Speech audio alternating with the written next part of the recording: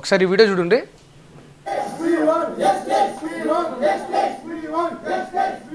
Justice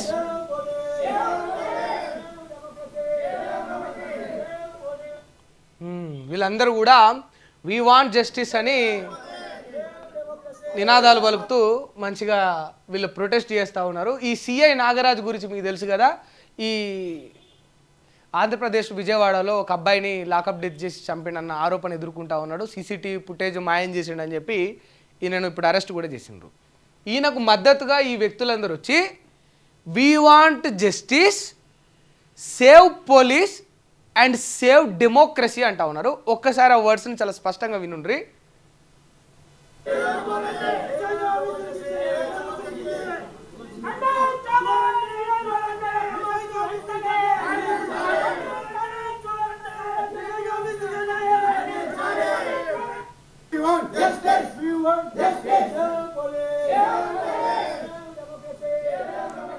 comedy కాకపోతే ఏంది ఇది?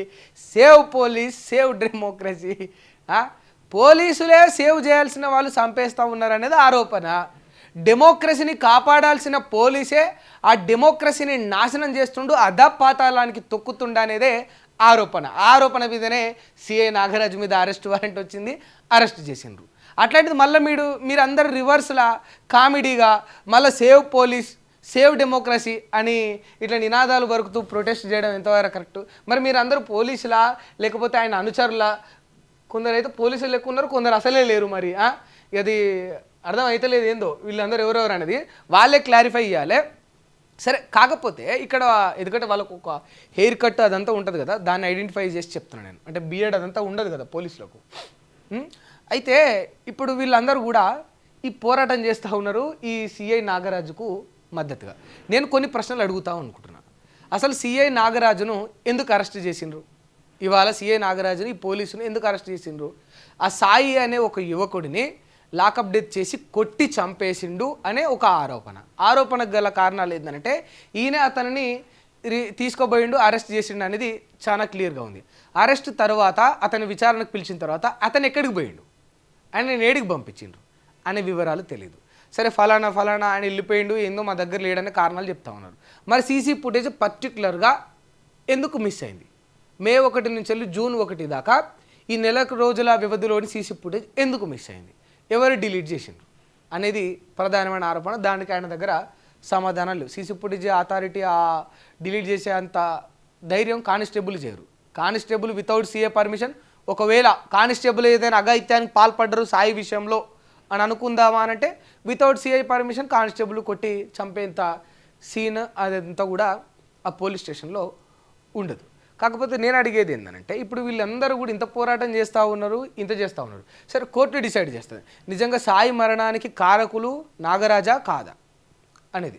నిజంగా మీరు ప్రొటెస్ట్ చేస్తూ సేవ్ పోలీస్ అని ప్లకార్డ్స్ పట్టుకొని నినాదం పలుకుతూ ఉన్నారు కదా, మరి నిజంగా ఈ పోలీసులే నిజంగా సేవ్ అంటే ఏమంటారు కదా, రక్షణ లేకుంటున్నారా అనేది కోర్టు డిసైడ్ చేస్తారు. తర్వాత చెప్తుంది మీరు పలుకుతున్న నినాదాల ప్రకారం అన్నీ కూడా తర్వాత చట్టం ముందు ఎవిడెన్స్ పెట్టాల్సి వచ్చినప్పుడు అన్నీ బయటపడతాయి.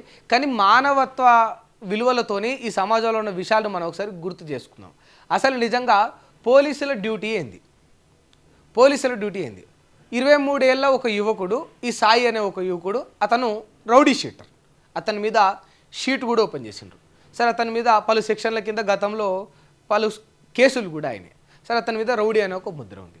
వాట్ ఎవర్, ఇఫ్ ఒకవేళ రౌడీ షీటర్ నిజంగా సాయి అయితే, సాయి నిజంగా అంత క్రిమినలే అయితే, దెన్ చట్టంలో ఒక ప్రొసీజర్ ఉంటుంది, ఒక పద్ధతి ఉంటుంది, ఒక లెక్క ఉంటుంది. ఏం చేయాలి? సాయిని తీసుకురావాలి, సాయిని అరెస్ట్ చేయాలి, అరెస్ట్ వారెంట్ కోర్టు దగ్గర నుంచి తెచ్చుకోవాలి, సాయి మీద ఉన్న కేసులను చూపెట్టాలి, సాయి ఎలాంటి తప్పులు చేసిండో ఎవిడెన్స్ అంతా సేకరించుకోవాలి, సాయి క్రిమినల్ యాక్టివిటీస్ సంబంధించిన ఎవిడెన్స్ని గ్యాదర్ చేయాలి, జ్యుడిషియల్ ముందు ఉంచాలి. ఉంచితే వాళ్ళ తర్వాత రిమాండ్కి పంపిస్తారు, జ్యుడిషియల్ పరిధిలోకి వెళ్ళిపోతాడు. ఆ తర్వాత మీరు సేకరించిన ఆధారాలన్నిటి కూడా తీసుకొని ఛార్జ్ షీట్ వేసి దాన్ని కంప్లీట్ చేసి కోర్టులో ఆ కేసు ట్రయల్కి వచ్చినప్పుడు సాయికి శిక్ష పడేటట్టు పోలీసులు కోర్టులో ఆధారాలు చెప్పాలి, సంబంధిత అడ్వకేట్లు కూడా సాయికి వ్యతిరేకంగా వాదించాలి. ఇదంతా కూడా ఒక పద్ధతి. నిజంగా చట్టానికి మీరు లోబడి ఉంటే, మీరు నిజంగా చట్ట పరిధిలో పనిచేసే వాళ్ళైతే మీకు చిత్తశుద్ధి ఉంటే ఇట్లా జరుగుతుంది. కొట్టే హక్కు పోలీసులకు ఎక్కడిది? కొన్నిసార్లు నిజం రాబట్టడానికి కొడతారు, ఇంకోటి అనుకుందాం పోని. కానీ చచ్చిపోయేంత కొట్టే హక్కు ఎక్కడిది? ఒకే వ్యక్తి ప్రాణాలు తీసే హక్కు ఎక్కడిది? నిజంగా లాకప్ డెత్ జరుగుతుంది అని అంటే ఈ సమాజంలో, ఈ వ్యవస్థలో, పోలీస్ స్టేషన్లో 4 గోడల మధ్య కొట్టి చంపేస్తారంటే ఎంత దుర్మార్గమైన విషయం.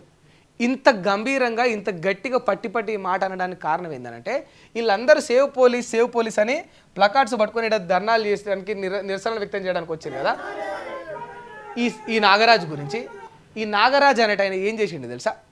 గతంలో దళిత యువకుడైన ఒక క్రాంతి అనే వ్యక్తి పైన కస్టడీలోకి తీసుకొని అతన్ని మానసికంగా వేధించి అతన్ని శారీరకంగా ఎంతో ఇబ్బంది పెడితే, అతని మీద దాడులకు పాల్పడితే ఈ సిఐ నాగరాజు యొక్క వేధింపులు తాళలేక తట్టుకోలేక అతను ఆత్మహత్య చేసుకుంటున్నా అని చెప్పి సెల్ఫీ వీడియో కూడా తీసుకొని చనిపోయాడు. ఇది ఈ సిఐ నాగరాజుకు సేవ్ పోలీస్ అని వీళ్ళందరూ పోయి ఈ నాగరాజును కాపాడాలి అని నిరసన చేస్తూ ఉన్నారు. ఆ నాగరాజు యొక్క చరిత్ర ఇట్లా ఉన్నది. గతంలో ఒక దళిత యువకుడైన ఒక వ్యక్తిని మానసిక క్షోభకు గురి చేసి ఇబ్బంది పెట్టి ఆయన చావుకు కారణమైన పర్సన్ ఈ సిఐ నాగరాజు. ఈ సిఐ నాగరాజు ఇవాళ ఒక అమాయకుడు అని చెప్పి ఆయనను కాపాడాలని చెప్పి వీళ్ళందరూ ప్రొటెస్ట్ చేయడం నిజంగా సమాజానికి ఒక సిగ్గుచెట్టు. ఎందుకంటే ఒకవేళ సిఐ నాగరాజు నిజంగా అమాయకుడే అయితే సీసీ ఫుటేజ్ ఎందుకు డిలీట్ అయింది? సిఐ నాగరాజు అమాయకుడే అయితే కస్టడీలో, జ్యుడిషియల్ కస్టడీలో ఉండాల్సిన సాయి ఎట్లా మాయమవుతాడు? ఎక్కడ ఉన్నాడు? ఎట్లా మాయమవుతాడు? ఏ ఊరికి పోయిండు? ఒక చిన్న ఇన్సిడెంట్ చెప్తాను మీకు ఇదంతా కూడా. అంటే ఎందుకు ఇంత బలంగా వాదించడానికి కారణం ఏంటంటే మీ అందరికి తెలియాలి. పిఎంజే జ్యువెలరీ అని కరీంనగర్లో ఒక బంగారు షాపులో దొంగతనం జరిగింది. వాళ్ళందరూ కూడా వెస్ట్ బెంగాల్, బీహార్ అక్కడి నుంచి వచ్చిన మూట వచ్చి ఇక్కడ కాల్పులు జరిపి ఎవరికి ప్రాణహాని అయితే ఏం లేదు, కొన్ని మైన్యూర్ గాయాలు అయితే జరిగినాయి. కాల్పులు జరిపి బంగారం ఎత్తుకొని పోయిండ్రు. ఎక్కడ పోయిండ్రు? రాష్ట్రాలు దాటి వెస్ట్ బెంగాల్ పోయిండ్రు. ఈడ దొంగతనం, కరీంనగర్లో దొంగతనం చేసి వెస్ట్ బెంగాల్ పోయిండ్రు. వెస్ట్ బెంగాల్ పోతే 14 బృందాలుగా, 1-2 కాదు, మళ్ళీ వినండి, 14 బృందాలుగా పోలీసులు విభజించబడిపోయి వారం రోజుల్లోగా వాళ్ళందరినీ పట్టుకున్నారు. ఒక్కొక్కరిని పట్టుకొని కూపి లాగిండ్రు. గోదావరి దగ్గర బండి పాడేసి వాటర్లో ప్రయాణం చేసుకుంటూ పోయిండ్రు. వీళ్ళు పడవల్లో కూడా పోయిండ్రు. దొరకకుండా, ఎవిడెన్స్ లేకుండా, అంత కట్టుదిట్టంగా వీళ్ళు చేసిన సీసీ ఫుటేజే లేని ప్రాంతాలలో బండ్లను అక్కడ వదిలేసి ఇప్పుడు ఒక ఎడారిలో బండి వదిలేస్తే వాడు ఎటు పోయిండో చెప్పగలుగుతామా? అట్లాంటి ఒక సినారియో వాళ్ళంతా కూడా క్రియేట్ చేసిండ్రు. ఆ పిఎంజే జ్యువెలరీలో దొంగతనం చేసిన దొంగలు.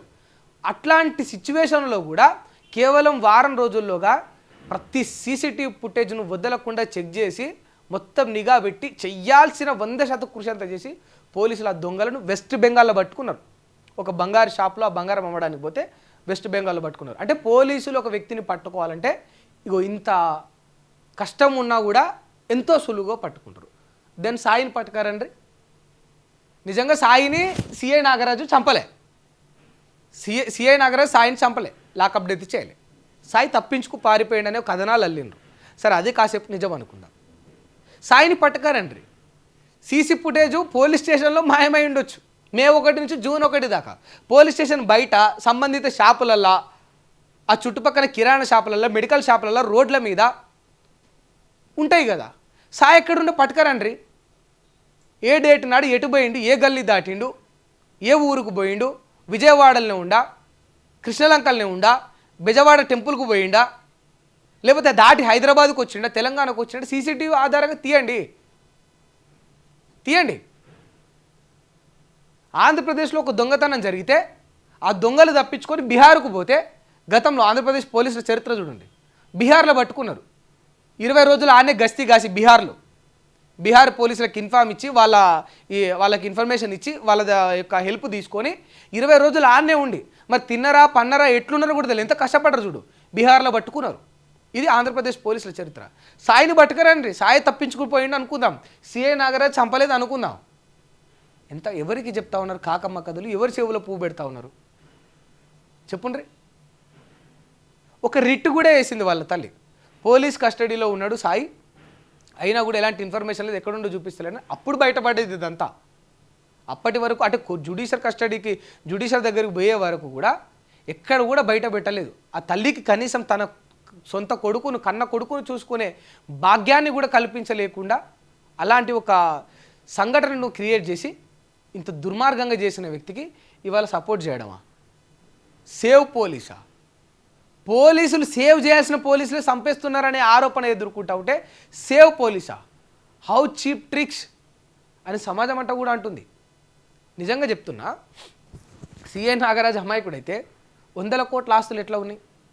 తన స్వగ్రామంలో 3.5 కోట్ల విలువ చేసే బిల్డింగ్ ఎట్లా కట్టుకున్నాడు చెప్పండి? 60-70 లక్షల విలువ చేసే రొయ్యల చెరువు ఎట్లా వేసుకున్నాడు? టౌన్లో 4.5 కోట్లతో బిల్డింగ్ ఎట్లా కట్టిండు? సీఏకి శాలరీ ఎంత ఉంటుంది? మా అయితే 1,00,000 ఉంటుంది. సరే గట్టిగా ప్రమోషన్లు మంచిగా ఉన్నాయి, ఆయన మంచిగా పనిచేసిండు, ఆయన పే స్కేల్ పెరిగింది, ఆంధ్రప్రదేశ్లో మంచి గవర్నమెంట్ బాగా జీతం ఏంటంటే 1,00,000 అనుకుందాం. అవి ఇవి అంతా కలిపి లేని కూడా ఉన్నాయి, యాడ్ చేసుకుందాం. 1,00,000 జీతంతో నువ్వు 4.5 కోట్ల బిల్డింగ్ ఒకటి, 3.5 కోట్ల బిల్డింగ్ ఒకటి, రొయ్యల చెరువు ఒకటి, 4 ప్లాట్లు సంపాదించడం పాజిబులేనా? ఈ అమాయకుడిని కాపాడమని వీళ్ళందరూ ప్రొటెస్ట్ చేయడం సబబేనా? ఒక వ్యక్తిని చంపిందే గాక, ఆ చంపిన దానికి ఎవిడెన్స్ మాయం చేసిందే గాక, ఓ కన్న తల్లికి తన కొడుకు చివరి చూపు కూడా చూసుకోకుండా చేసిన దుర్మార్గపు ఘటన ఇంతకంటే దౌర్భాగ్యం ఇంకేముంటుంది చెప్పు? అట్లీస్ట్ ఆ తల్లికి తెలుసు తన కొడుకు లేడని, కానీ కనీసం చివరి చూపు కూడా చూసుకోవడానికి లేకుండా చేసి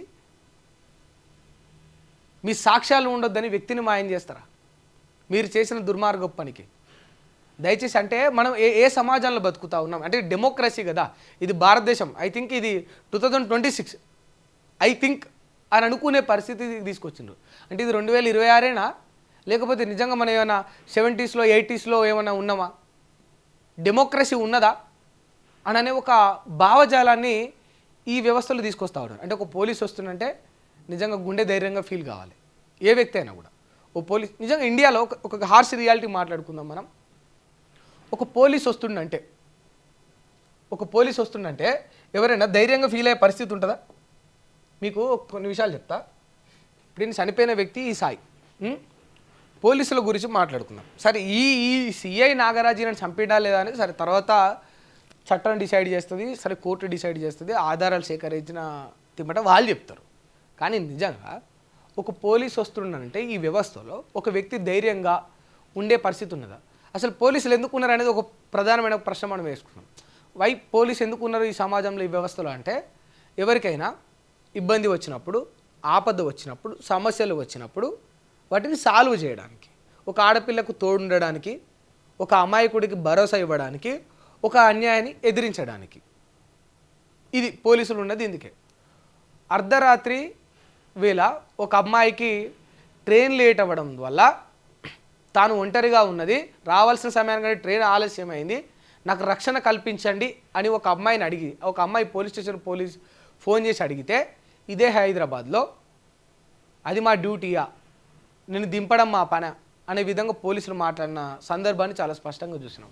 ఆ అమ్మాయి అర్ధరాత్రి ప్రయాణం చేసి అడ్డగోలు ఎవరినో ఒకని తప్పక నమ్ముకుంటూ పోయి ఆ రాత్రి ఆమె మీద ఏదైనా ఒక అనుకోని ఊహించని అమానుష ఘటన, ఒక దుర్ఘటన ఏదైనా జరిగితే అప్పుడు తెల్లారు వచ్చి మీరు సీన్ అంతా కూడా చెక్ చేసి పోస్ట్ మార్టానికి బాడీని పంపించి సాక్ష్యాధారాలు సేకరించి వాళ్ళ మీద శిక్ష వేస్తాం, వాళ్ళని తప్పించుకోకుండా చేస్తామని ప్రెస్ మీట్ పెడతారా? ఎందుకు ఆ పోలీసులు ఉన్నది కాదు కదా. అంటే ఒక గతంలో జరిగిన ఒక ఇన్సిడెంట్ గుర్తు చేస్తూ చెప్తున్నా. ఒక అమ్మాయి ఇట్లా తన ఆవేదన వ్యక్తం చేస్తే పోలీసులు కనీసం రక్షణ కల్పించడానికి కూడా ఇష్టపడట్లేదు. మరి పోలీసుల డ్యూటీ ఏంటి అంటే పెట్రోలింగ్ జరుపుతారు కదా, గాలికి జరపమని కాదు కదా. ఇలాంటి ఇన్సిడెంట్స్ జరుగుతాయని, ఇలాంటి అవసరాలు ఉంటాయని, కొద్ది ఆపదలో ఎవరైనా ఉంటారని, వాళ్ళకి ఆత్మరక్షణ ఇవ్వాలని, వాళ్ళకు కొంత ధైర్యాన్ని ఇవ్వడానికి పోలీసులు ఉన్నారు. నిజంగా పోలీసులను చూసి ఈ భారతదేశంలో ధైర్యంగా ఎవరైనా ఉండగలుగుతున్నారా? లేదు, ఏ ఒక్కరు కూడా లేరు. అలాంటి ఒక దుర్మార్గపు పరిస్థితిని వాళ్ళ భారతదేశంలో పోలీసులు తీసుకొచ్చారు. అందరిని అంటలేడు, నిజంగా మంచి పోలీసులు ఉన్నారు, సమాజం కోసం, వ్యవస్థ కోసం రాత్రింబవళ్ళు కష్టపడి నీతి నిజాయితీగా పనిచేసే పోలీసులు ఎంతోమంది ఉన్నారు. కానీ కొందరు ఆ కొందరి యొక్క వ్యక్తిత్వాల వల్ల, ఆ కొందరి యొక్క విధి విధానాల వల్ల, ఆ కొందరి యొక్క ఆలోచనల వల్ల తప్పు చేసిన క్రిమినల్స్ అయి ఉండొచ్చు, తప్పు చేయని అమాయకులే అయి ఉండొచ్చు, చట్టం చేతిలో చట్టబద్ధంగా శిక్షించబడాల్సిన పరిస్థితుల్లో కూడా అన్యాయంగా లాకప్ డెత్ చేయబడతా ఉన్నారు, పోలీస్ స్టేషన్లో కొట్టి చంపబడతా ఉన్నారు. ఇది అంటే ప్రజెంట్ భారతదేశంలో నడుస్తున్న ట్రెండ్. అంటే ఎన్నో లాకప్ డెత్ల గురించి విన్నాం కదా, రాను లాకప్ డెత్లు అనేవి కూడా కామన్ అయిపోతా ఉంది. అంటే పోలీస్ స్టేషన్ తీసుకుపోయి పోలీసులు కొట్టి చంపడం. అంటే నేనేమంటున్నా అంటే చట్టాన్ని ఒకటే రిక్వెస్ట్ చేస్తున్నా, కోర్టును కూడా న్యాయస్థానాన్ని కూడా తప్పు చేసిన వారిని ఎవరైనా కూడా వదలకండి. ఒక నిజంగా ఇలాంటి రౌడీ షీటర్లైనా చట్టాన్ని వాళ్ళ చేతిలోకి తీసుకొని ఒక వ్యక్తిని చంపేంత క్రూరంగా బిహేవ్ చేసే ఇలాంటి పోలీసులనైనా కూడా అథారిటీ ఎవరికి లేదనేది న్యాయస్థానం ఒకసారి సమాజానికి అంతా కూడా చాలా స్ట్రిక్ట్గా సీరియస్గా గుర్తు చేయాల్సిన అవసరం ఉన్నది.